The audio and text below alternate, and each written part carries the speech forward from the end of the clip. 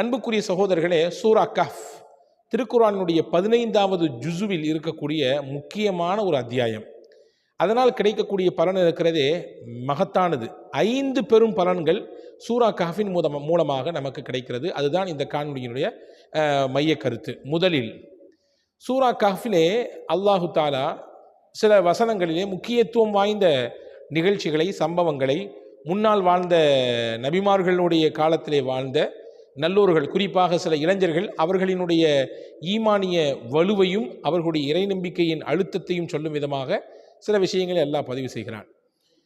தஜ்ஜால் என்பவன் வருவான், அவனால் ஏற்படக்கூடிய ஆபத்து, ஃபித்னத், சோதனை என்பது ரொம்பவும் அதிகமானது என்று முகமது நபி ஸல்லல்லாஹு அலைஹி வஸல்லம் அவர்களால் நமக்கு அறிவுறுத்தப்பட்டிருக்கிறது. சொல்லப்போனால் தஜ்ஜாலுடைய வருகை என்பது உலக அழிவு நாளுடைய பெரிய அடையாளங்களில் முக்கியமான அடையாளம் என்று பெருமானார் ஸல்லல்லாஹு அலைஹி வஸல்லம் அவர்கள் சொல்லி தந்தார்கள்.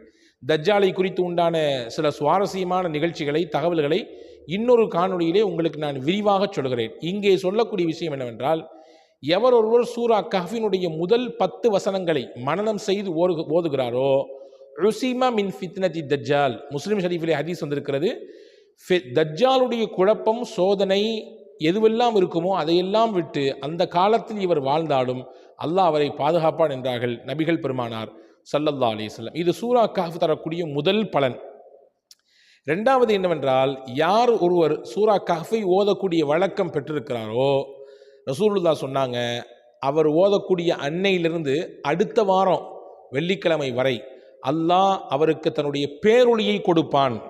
மன் கரஅ சூரத்தல் கஹ்ஃபி யௌமல் ஜும்ஆ அதாஅ லஹு மினன் நூரி மா பைனல் ஜும்அத்தைன். 2 ஜும்மாவுக்கு இடையில், அதாவது ஓதிய ஜும்மாவிலிருந்து அடுத்த ஜும்மா வரும் வரை அல்லாஹ் தன்னுடைய பேரொளியை கொடுத்து அவர்களை பாதுகாப்பான், பாவங்களிலிருந்து அல்லாஹ் பாதுகாப்பான், தவறுகளுக்கு போய்விடாமல் அல்லாஹ் பாதுகாப்பான் என்பதெல்லாம் இந்த ஹதீஸிலிருந்து கருத்தை எடுத்துக்கொள்ளலாம். இப்போ அல்லாஹ்வின் பேரொளி கிடைப்பதற்கு முக்கியமான காரணமாக சூரா கஹ்ஃபை ஓதுவது இருக்கிறது என்பதை நாம் கவனத்தில் கொள்ள வேண்டும். 2.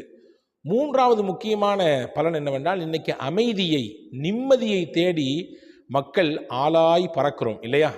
குடும்பத்தில் போனால் நிம்மதி இல்லை, கடைக்கு போனால் நிம்மதி இல்லை, சமுதாயத்துக்கு வந்தால் நிம்மதி இல்லை, எங்கே போனாலும் ஏதாவது ஃபித்னா குழப்பம், ஏதாவது ஒரு சங்கடம், நெருக்கடி, இதெல்லாம் ஒரு சங்கிலி தொடரை போன்று நம்மளை பின்னி பிணைஞ்சிக்கிட்டு இருக்குது இல்லையா?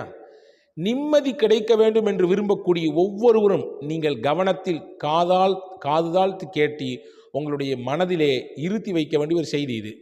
நிம்மதியையும் அமைதியையும் பெற்றுத் தருகிறது சூரா கஹ்ஃப். பெருமானார் ஸல்லல்லாஹு அலைஹி வஸல்லம் இதை சொல்லித் தருகிறார்கள். அமைதியையும் நிம்மதியும் தேடக்கூடியவர்கள் சூரா கஹ்ஃபை ஓதுங்கள், குறிப்பாக வாரம் வெள்ளிக்கிழமை தினத்திலே ஓதுங்கள் என்று பெருமானார் ஸல்லல்லாஹு அலைஹி வஸல்லம் சொன்னாங்க. பரா இப்னு ஆஸிப் ரலியல்லாஹு அன்ஹுடைய ஒரு ஹதீஸ் புகாரி ஷரீஃபிலே வந்திருக்கிறது, முஸ்லிம் ஷரீஃபிலே வந்திருக்கிறது. நபி ஸல்லல்லாஹு அலைஹி வஸல்லம் இடத்திலே ஒரு சஹாபி வந்து சொல்கிறார், யா ரசூலல்லாஹ், நேற்று நான் எனக்குரிய வாகனம் குதிரையை பக்கத்திலே கட்டி போட்டுவிட்டு நான் சூரா கஹ்ஃபை ஓதி தொழுது கொண்டிருந்தேன்.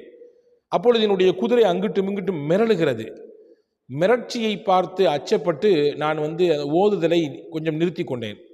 சலாம் கொடுத்துட்டு பார்த்தேன்னு சொன்னால், வானத்திலிருந்து மேகத்திலிருந்து ஏதோ ஒரு பெரிய மேகத்தினுடைய அந்த விஷயம் இறங்குற மாதிரி எனக்கு தெரிஞ்சிச்சு. என்னன்னு தெரியல.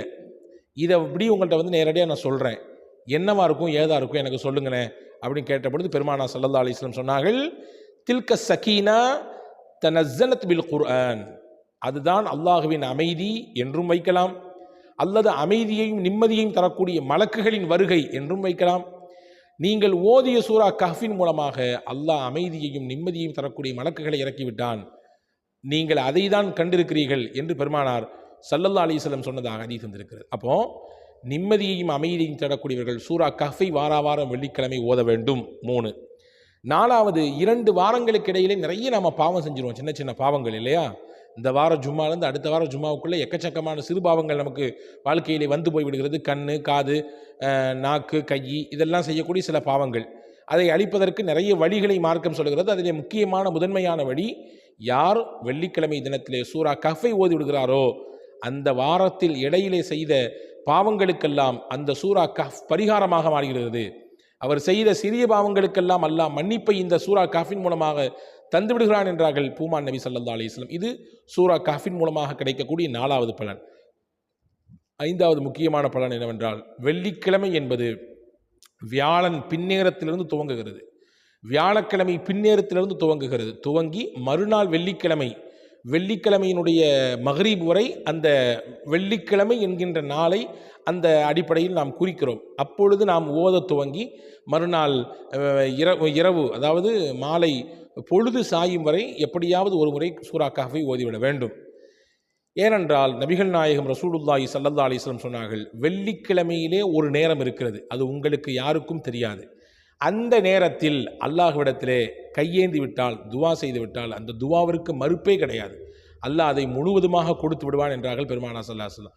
அப்போ அந்த நேரத்தை நீங்கள் தேடி நீங்கள் எப்படியாவது என்ன செஞ்சிருங்க, அதை ஓதிருங்க என்பதாக, அதை அந்த நேரத்தில் அல்லாஹ்விடத்தில் துவா செய்துவிடுங்கள் என்பதாக பெருமானார் ஸல்லல்லாஹு அலைஹி வஸல்லம் கற்றுத்தராங்க. அந்த நேரம் எந்த நேரன்றதில் பல்வேறு விதமான கருத்துக்கள் இருக்கலாம். ஹதீஸிலே வந்திருக்கிறது ஜும்மா 2 குத்துபாவுக்கும் இடைப்பட்ட நேரம் என்று வந்திருக்கிறது. சில அறிவிப்புகளிலே வந்திருக்கிறது வெள்ளிக்கிழமை அசர் தொழுகைக்கு பிறகு இருக்கக்கூடிய நேரம் என்று வந்திருக்கிறது. ஆக மொத்தத்தில் ஏதோ ஒரு நேரத்தில் அல்லாஹ்விடத்தில் கேட்கக்கூடிய துவா கபூலியத்தாகிறது.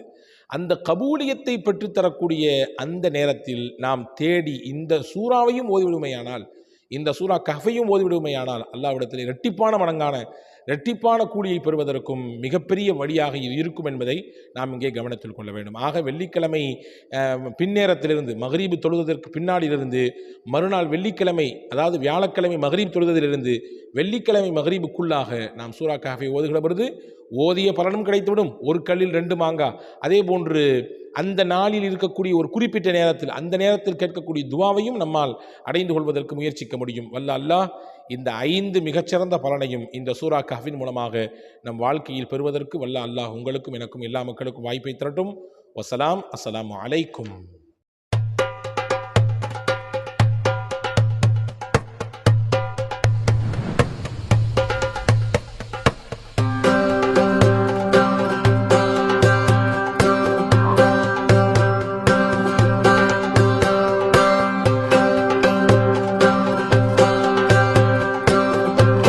Kareem's Biryani Paradise at Liberty and Catering Services, கோடம்பாக்கத்தின் அறுசுவை அடையாளம்.